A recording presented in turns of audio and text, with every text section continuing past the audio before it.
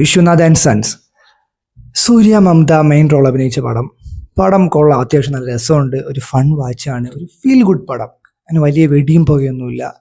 നമുക്കിങ്ങനെ വെറുതെ ഒന്ന് ഫണ്ണായിട്ട് കുറച്ച് പേരൊക്കെ ഉണ്ടെങ്കിൽ കണ്ടുകൊണ്ടിരിക്കാം. കൊള്ളാം, ഒരു വൈബ് പടം. പടത്തിലോട്ട് വരുമ്പോൾ സൂര്യ ഒരു അൾട്രാ റിച്ച് പേഴ്സൺ ആണ്. പുള്ളി ഒരു ബില്യനെയറാണ്, അതിൽ കാണിക്കുന്നുണ്ട്.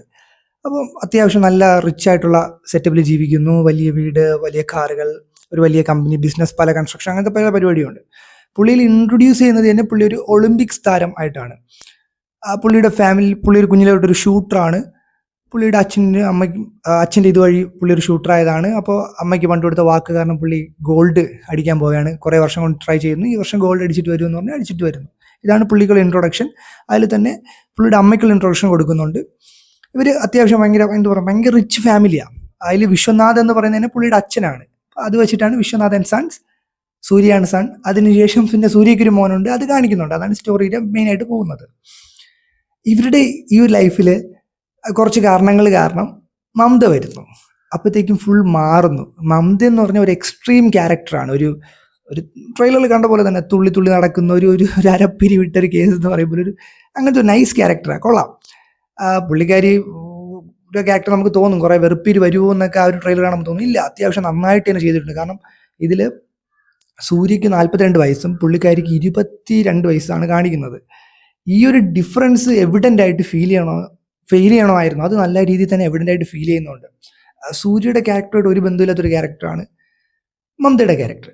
ആ ക്യാരക്ടർ പുള്ളിക്കാരി അടിപൊളിയായിട്ട് ചെയ്തിട്ടുണ്ട്. എനിക്ക് നല്ല ഇഷ്ടപ്പെട്ടു. അങ്ങനെ മോശമായിട്ടൊന്നും തോന്നിയില്ല. അതുപോലെ സൂര്യയുടെ ക്യാരക്ടറും നൈസായിരുന്നു. പുള്ളിയുടെ ഒരു കമ്പോസ്ഡ് ആയിട്ടുള്ള നേച്ചർ, ഭയങ്കര ഇൻ്റലിജൻ്റ് ആണ്. എന്തു പറയുക, അതുപോലെ പുള്ളി ഭയങ്കര ഹൈജീനിക്കാണ്. അങ്ങനെ കുറേ കാര്യങ്ങൾ കാണിക്കുന്നുണ്ട്. പുള്ളിക്കാരി എന്നൊക്കെ ഓപ്പോസിറ്റാണ്. അങ്ങനെയൊന്നുമില്ല. She don't care about anything. ആ ഒരു മൈൻഡ് സെറ്റ്. പിന്നെ മമിതയും സൂര്യയായിട്ടുള്ള കോമ്പിനേഷൻ നല്ലതായിരുന്നു. മമിതയും സൂര്യയുടെ അമ്മയായിട്ട് രാധിക ശരത് കുമാർ, പുള്ളിക്കാരിയായിട്ടുള്ള കോമ്പിനേഷൻ നല്ലതായിരുന്നു. പിന്നെ സൂര്യയുടെ ഇമോഷൻസ് നല്ലതായിരുന്നു. ഈ സിനിമയിൽ സൂര്യയുടെ വേറെ കുറച്ച് വശങ്ങൾ കാണിക്കുന്നുണ്ട്. പുള്ളി ഒരു വെൽ ഇമേജ്ഡ് പേഴ്സൺ ആണ് സൊസൈറ്റിയിൽ. പക്ഷെ പുള്ളിക്കും പുള്ളിയുടേതായ പേഴ്സണലായിട്ട് 40 വയസ്സായില്ലേ, അപ്പോൾ കുറേ വികാരങ്ങൾ കാണും. അതിനുവേണ്ടി പുള്ളി പോകുന്ന കുറച്ച് കാര്യങ്ങൾ, അങ്ങനെ കുറേ സംഭവങ്ങളൊക്കെ അത്യാവശ്യം അങ്ങനെ ഭയങ്കര മറച്ചു വെച്ച് അങ്ങനത്തെ ഒന്നുമില്ല. ഭയങ്കര ഫൺ എലമെൻ്റ് ആയിട്ട് കാണിച്ചിട്ടുണ്ട്. അതൊക്കെ രസമായിട്ട് തോന്നി.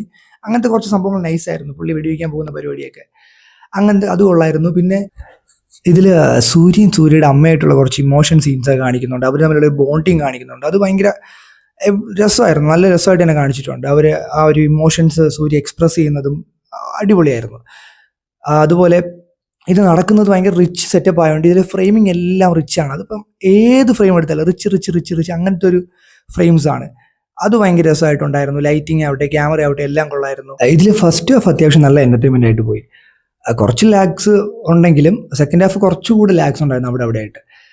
പടം കൊള്ളാം, വാച്ചബിൾ ആയിരുന്നു. പിന്നെ സൂര്യ കുറച്ച് ധർമ്മിഷ്ഠൻ എന്നൊക്കെ കാണിക്കാൻ വേണ്ടിയും കുറച്ച് അങ്ങനത്തെ സീൻസൊക്കെ കാണിക്കുന്നുണ്ട്. അത് കുറേ പേർക്ക് കണക്ട് ആയി. കാരണം അച്ഛൻ്റെ ഇമോഷൻ രീതിയിലുള്ള കുറേ സംഭവങ്ങൾ കാണിച്ചിട്ടുണ്ട്. അതൊക്കെ കൊള്ളായിരുന്നു.